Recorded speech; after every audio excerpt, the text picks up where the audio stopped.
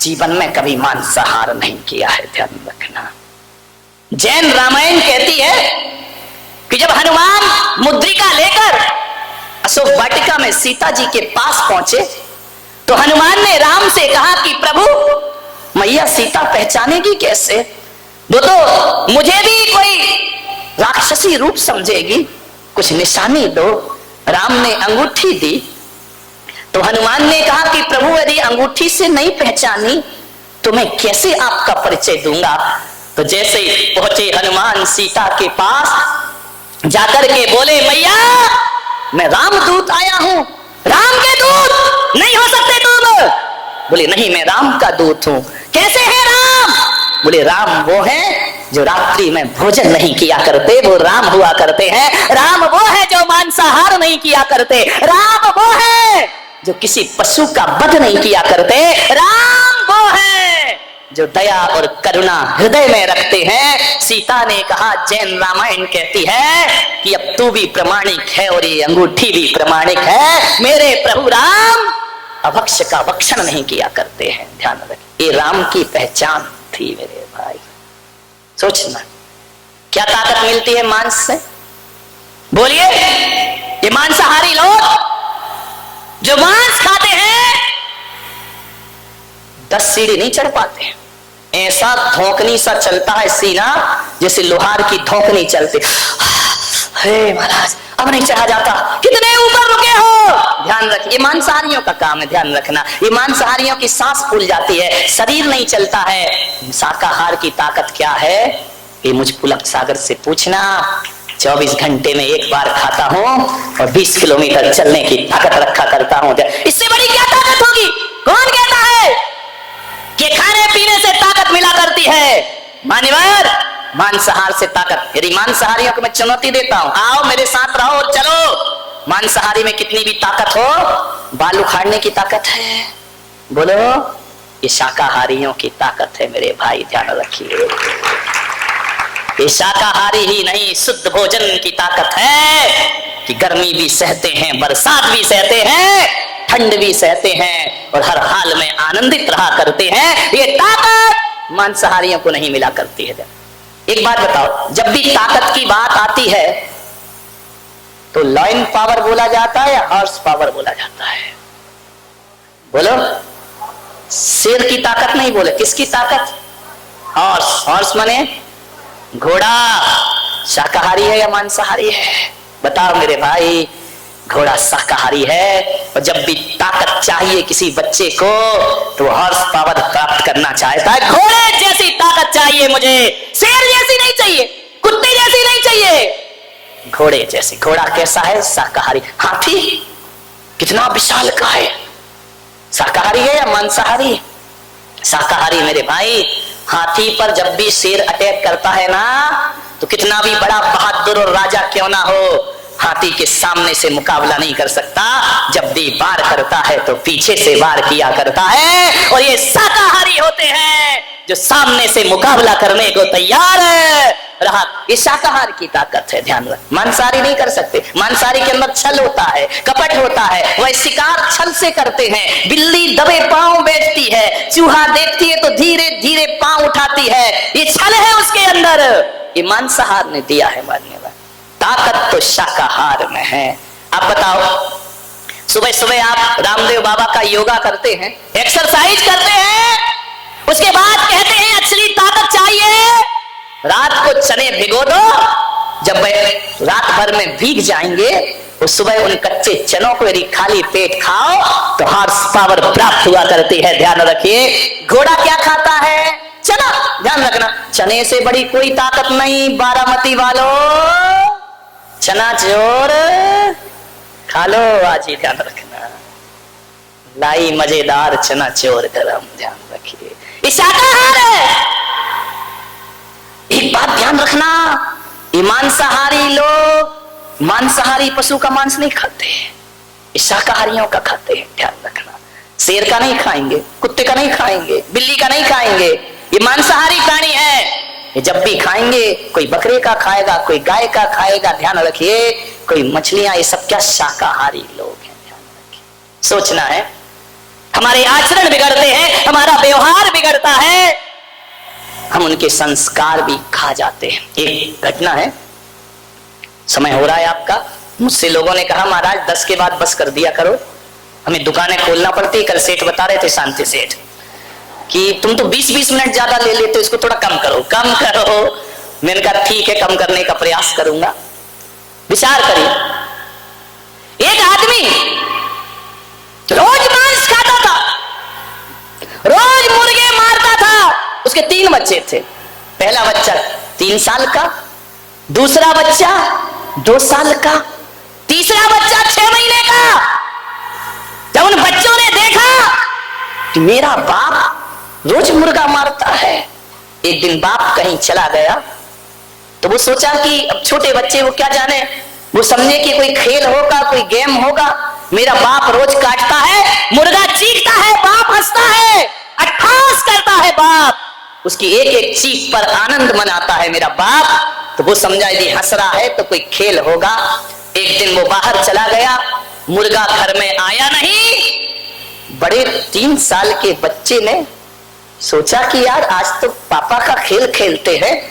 वहीं रखी थी उसके मारने की, क्या बोलते हैं, जो भी, ऐसी बात है, क्यों मुंह पे लाऊं मैं। विचार करिए, जो छुरी रखी थी मारने की, ध्यान रखना। उसने कहा चलो बच्चे, छोटे भाई से कहा अपन खेल खेलते हैं। 2 साल के बच्चे को लिटा दिया, एक पैर पे पैर रखा, माथे पे हाथ रखा और एक छुरी से अपने भाई का गला काट दिया। वो कह रहा है पापा ऐसे ही तो मुर्गे मुर्गे का खेल खेलते हैं, हम भी यही के। बच्चा चीखा, बचा, मुझे रोने लगा बच्चा। माँ तब मैं छोटे बच्चे को नहला रही थी, उसने बच्चे की चीख सुनी, बच्चे को फेंकी, अंदर गई। जैसे ही अंदर गई, लहूलुहान है बेटा। ये खेल, ध्यान रखना, एक अभिशाप है उन जानवरों के। बड़े बच्चे ने देखा मुझे माँ मारेगी, फेंक के चाकू जोर से भागा। जैसे ही भागा तो छत पर बाउंड्री नहीं बनी थी, इतनी तेज भागा, नीचे गिरा, प्राण पखेरु उड़ गए।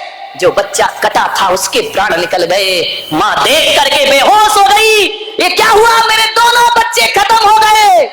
लौट करके हो बेहोश होने के बाद जब होश आया, तब में आकर के देखती है तो 6 महीने का बच्चा भी पानी में शांत पड़ा हुआ है, उसके भी प्राण निकल गए। मेरे भाई ध्यान रखना, अरे काश इन घरों में करुणा और प्रेम के संदेश होते, करुणा और प्रेम का व्यवहार होता।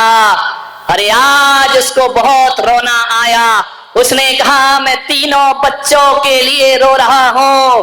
भीतर से मुर्गी चिल्लाई, तो 3 के लिए रो रहा, मैं कितनों के लिए रोई होंगी। ध्यान रखना, आज तेरे बच्चे मरे तो तुझे कष्ट हो रहा है, मेरे बच्चे तूने रोज मारे हैं मेरे सामने। ध्यान रखिए, कर्म फल तो प्राप्त। एक बकरी को एक पंडित काट रहा था, बलि दे रहा था देवी के लिए, बलि चढ़ा रहा था। बकरी को सजाया, श्रृंगार किया, माला पहनाई, तलवार उठाई, और जैसे ही तलवार उठाई बकरी जोर से हंसी। उसने देखा ये हंस क्यों रही है, बकरी जोर जोर से रोई। उसने पूछा कि तू हंसी क्यों, तू रोई क्यों? बोले पंडित मुझे रोना तो इसलिए आया कि पिछले 100 जन्म से तू मुझे मार रहा है, बाहरी मेरी तकदीर, मैं बकरी बनती हूं तू कसाई बन जाता है। 100 जन्म से तू मुझे मार रहा है, और हंसी इसलिए आई कि ये मेरा आखिरी जन्म है, अब तू बकरी बनेगा और मैं पंडित बन करके खड़ी होंगी, इसलिए मुझे अपने आप पर हंसी आ रही। एक आदमी ने कहा कि महाराज यदि बकरों को काटेंगे नहीं, मारेंगे नहीं, मुर्गों को मारेंगे नहीं तो इनकी संख्या बढ़ जाएगी, इतने हो जाएंगे, इतने हो जाएंगे कि आदमी को रहने को स्थान नहीं। इनका गलत फहमी। एक बात बताइए, बकरे क्यों बढ़ रहे हैं दुनिया में, मुर्गे क्यों बढ़ रहे हैं दुनिया में, बताओ क्यों बढ़ रहे हैं? और दूसरे प्राणी क्यों नहीं? जो काटे और मारे जाते हैं ना, उनकी ही संख्या बढ़ती है, और जो काटे मारे नहीं जाते, मेरे देश से टाइगर कम हो रहा है, मेरे देश से शेर कम हो रहा है, मेरे देश से चीते कम हो रहे हैं। क्यों हो रहे? कब? इनको तो कोई नहीं मार के खाता ना, फिर भी इनकी संख्या कम रही है, और जिसे मार के खा रहे उसकी संख्या बढ़ रही है। इसका मतलब ये है कर्म धर्म चक्र चल रहा है। आज तुम मारोगे, कल वो तुम्हें मारने को तैयार खड़े रहे। इसलिए जो खाया जाता है उसकी संख्या बढ़ती है। ध्यान में, प्रकृति की चिंता मत करो। आप मांस खाना छोड़ दीजिए, प्रकृति का संतुलन प्रकृति अपने आप बना लेगी मेरे भाई, अपनी व्यवस्था स्वयं कर लेगी। आप ये विचार मत लाए। क्या स्वाद होता है मांस में? आदमी रंग देखता है और स्वाद देखता है। एक बात बताओ, मैं चुनौती देता हूं, मैंने तो अपने जीवन में हमारी कौम में कोई छूता भी नहीं है, ध्यान रखिए, लेकिन मैं इतना ही जानता हूं कि मांस में कोई स्वाद नहीं होगा। मांसाहार में कोई स्वाद होता है? मैंने एक जगह देखा, जब महाराष्ट्र में विहार किया, हर कदम कदम पे मांसाहार की दुकान, हर होटल में मांस बिका करता है। बोर्ड में मैंने पढ़ा, महाराज के साथ में चल रहा था, मैंने कहा महाराज ये क्या लिखा है? जहां शाकाहारी दुकान आती है वहां लिखा रहता है शुद्ध शाकाहार। आज तक नहीं पढ़ा शुद्ध मांसाहार। कहीं पढ़ा तुमने? शुद्ध शाकाहार तो पढ़ा होगा, शुद्ध pure veg, pure non veg, ये तो हो ही नहीं सकता है। मैंने कहा ऐसा क्यों? तो मेरे मन ने कहा कि शाकाहार ही है जो शुद्ध हुआ करता है, मांसाहार कभी शुद्ध नहीं हुआ करता है। इसलिए लोग शुद्ध, मांसाहार शुद्ध कैसे हो जाएगा? वो तो अशुद्ध है, इसलिए लोग उसके आगे शुद्ध लगाते। प्योर वेज तो मिलेगा, प्योर नॉन वेज नहीं, क्योंकि स्वाद, एक बात बताइए, स्वाद मांस में नहीं है, जो उसमें मिर्च मसाले तेल डाले जाते हैं स्वाद उनमें होता है। बताइए, मांस पकाया जाए और नमक ना हो तो उसका क्या स्वाद है? मिर्च ना हो, मसाले ना हो, गरम मसाले ना हो। एक बात बताओ, नमक शाकाहार है, मिर्च मसाले शाकाहार है, तेल शाकाहार है, ये मांसाहार नहीं है। यदि ये, और शाकाहारी सब्जियों में इतना मिर्च मसाला नहीं लगता जितना मांसाहार में लगाना पड़ता है। और आपसे निवेदन कहता हूं कि 100 रुपए की सब्जी में 4 लोग खा लोगे, लेकिन 100 रुपए के मांस में पूरे परिवार का पेट भरने वाला नहीं। महंगा है वो, ध्यान रखिए। स्वाद मिर्च मसालों, मैं निवेदन करता हूं, मांसाहार छोड़ के शाकाहार पर जियोगे, लेकिन शाकाहार छोड़ के मांसाहार पर नहीं जी सकते। ऐसा कोई मांसाहारी है इस दुनिया में जिसने कभी शाकाहार का प्रयोग ना किया हो? है कोई मांसाहारी? बताइए, जिसने शाकाहार का उपयोग ना किया हो। लेकिन मैं बता सकता हूं, ऐसे शाकाहारी हैं जिनने कभी मांसाहार का उपयोग नहीं किया है अपने जीवन में। मान्यवर ध्यान रखिए, पानी तो पिएगा ना, पानी तो शाकाहार है। बोलिए, मांसाहारी पिएगा ना? रोटी तो खाएगा ना, रोटी शाकाहार है। अकेले मांस पे जीवित नहीं रह सकता।